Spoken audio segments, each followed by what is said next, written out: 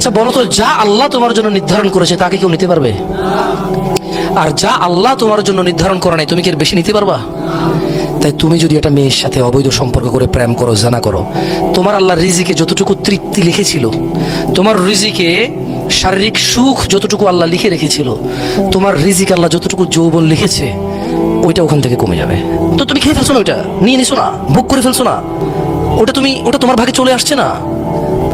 তখন তুমি বিয়ের আগে যতটুকু অংশ তোমার রিজিকে নষ্ট করে দিয়েছো যৌবন, ওই বিয়েতে আর তোমার বাকিটুকুই থাকবে। আর যদি তুমি এখন তোমার যৌবনটাকে হেফাজত করো, কার জন্যে? আল্লাহ তোমাকে যেদিন কোনো ছায়া থাকবে না আল্লাহর আরশের ছায়া ছাড়া, যেদিন মানুষ ঘামে ডুবে থাকবে হাঁটু কোমর গলা পর্যন্ত, ওই দিন আল্লাহ তোমাকে আরশের ছায়ার নিচে আশ্রয় দেবে। এবং মজার একটা কথা বলি, এই যে তুমি বিয়ের পূর্বে কোনো মহিলার সাথে তোমার যৌবন উপভোগ করনি, তুমি যখন বিয়ে করবা তখন ওই যে তোমার যতটুকু রিজিক কতটুকু বরাদ্দ রয়ে গেছে, সুবহানাল্লাহ, তুমি পুরাটুকুই পাবা তোমার ওয়াইফের সাথে। এবারে আসো, তুমি বলতে পারো যে ভাই বিয়ে করলে বউয়ের সাথে কেন যৌবন পাবো না? ওই যে তুমি সিগারেট খেয়ে আসছো, তোমার বউ তোমারে বলছে যে সিগারেট খায়েন না, বিয়ের 1-2 মাস তোমারে বলছে, তুমি শুনছো, 1-2 মাস শুনছো। একটা মহিলার আর কদিন শোনা যায় তুমি মনে করো? 1-2 মাস তো ডার্লিং, জানু, মানু, শানু, হ্যাঁ, টিয়া পাখি, ঘুঘু, ময়না। তো 2 মাস পরে তুমি বললে যে এই শোনো, তুমি না একটা কথা বারবার বলো, আমি বললাম তো ছেড়ে দেবো। মহিলা রাগ হয়ে কাইত হয়ে গেছে। এখন তুমি বললো যে কি ব্যাপার, বুঝলাম না, রাগ হয়ে গেল, ধুর আমিও রাগ করছি। মহিলা চিন্তা করতেছে, মনে মনে চিন্তা করতেছে, তুমি তো আর অন্তর্জামী না, এটা সে ভুলে যাবে। তুমি কি তার মনের কথা জানো? সে চিন্তা করবে আমার মানাইলে আমি মাইনে যাবো, কিন্তু তুমি তো তার মনের কথা জানো। তুমি চিন্তা করলে ধুর এ তো রাগ করে ফেলছে, ধর তুমি শুয়ে গেলা। এখন মহিলা চিন্তা করবে কি রে, আমি ভাবলাম আমার মানাইবে, কাছে ডাকবে, এ তো ডাকলো না। তুমি যে আল্লাহ না, এটা তো মহিলা জানে না যে আমি অন্তর্ভাব জানি না। এখন সে তোমার উপরে আবার ডাবল রাগ করলো। এক, তুমি তারা বললো বেশি বুঝো, এজন্য আবার তুমি তারা মানাইতেছো না, আবার রাগ করলো।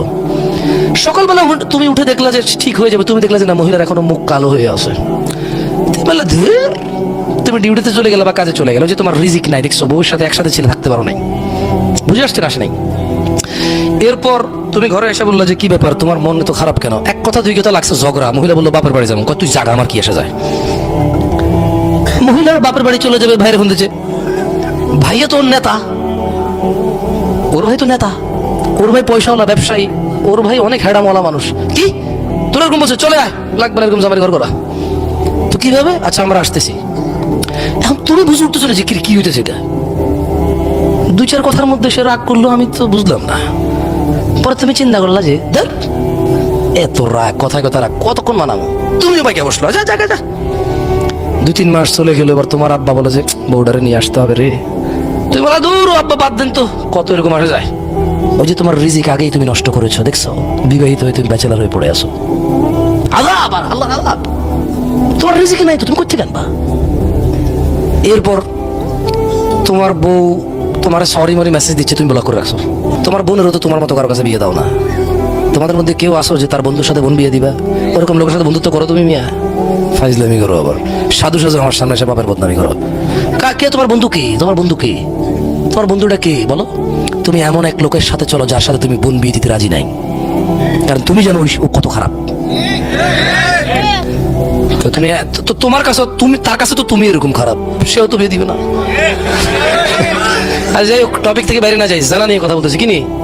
জেনা নিয়ে কথা বলতেছি। তো এখন 2 মাস পর ব্লক টক করে দিছো। এরপরে তোমার বউ মার মোবাইল থেকে মেসেজ দিছে, আচ্ছা আমি দুঃখিত, বললাম তো ঠিক আছে, তুমি যা বলবা তা করবে, এরপর আর তোমার বলবো না, সিগারেট টিগারেট খাইও না, হ্যান ত্যান বকে বলে দিছে। আবেগি একবারে বিশাল লম্বা চিঠি পাঠাই দিছে। একটু একটু তোমার মন ভাঙলো, তুমি নিয়ে আসছো।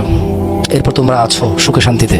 আবার হঠাৎ তোমার রাত্রে লেট করে ঘরে ফেরা, অথবা তোমার মোবাইলের মধ্যে মেসেঞ্জারে কারো মেসেজ দেখে বউ খেপে গেল, চেতে গেল। বা তুমি বউকে ফোন দিয়ে দেখলে যে বিজি, বললে যে তোমার মোবাইল বিজি কেন? বলে যে না আম্মার সাথে কথা বলতেছি।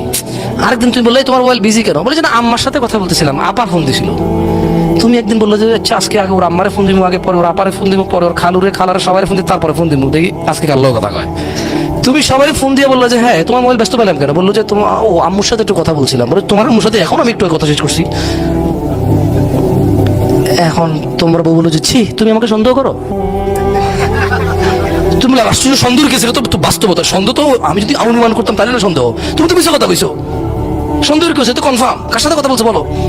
এরপর বলছে যে না বুঝছো, তুমি তো রাগ করবা জেনে আমি বলি নাই, ওই ওই যে মানে আমার ফুফাতো ভাই, তুমি এবার কি মনে করো, এই জন্য আমি তোমার বলি নাই, ভুল বুঝো কিনা।